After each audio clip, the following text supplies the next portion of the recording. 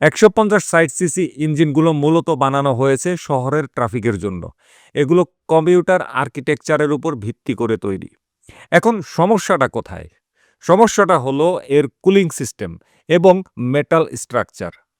যখন আপনি একটি এয়ার কুলড বা এই অয়েল কুলড ১৫০-১৬০ সিসি ইঞ্জিনকে একটানা ২-৩ ঘন্টা ৯০% বা ৮০% থ্রটলে চালান, তখন ফিজিক্সের ল অব থার্মোডাইনামিক্স কাজ করা শুরু করে।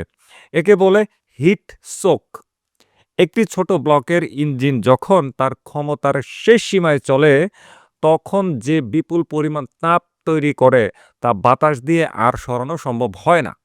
ফলে কি হয়? পিস্টন এবং সিলিন্ডারের মাঝখানে যে মাইক্রোস্কোপিক গ্যাপ থাকে তা তাপে সম্প্রসারিত হয়ে সংকুচিত হতে শুরু করে।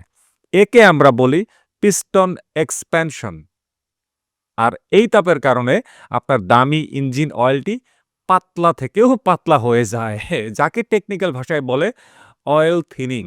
লুব্রিকেন্টে যখন তার সান্দ্রতা বা ভিসকোসিটি হারায়, তখন ইঞ্জিন আর লুব্রিকেটেড থাকে না। ধাতুতে ধাতুতে ঘর্ষণ শুরু হয়, আর ঠিক তখনই শুরু হয় আপনার ইঞ্জিনের মেকানিক্যাল মেল্ট ডাউন। আপনি হয়তো বুঝছেন না, কিন্তু আপনার ইঞ্জিন তখন মৃত্যুর চিৎকার দিচ্ছে।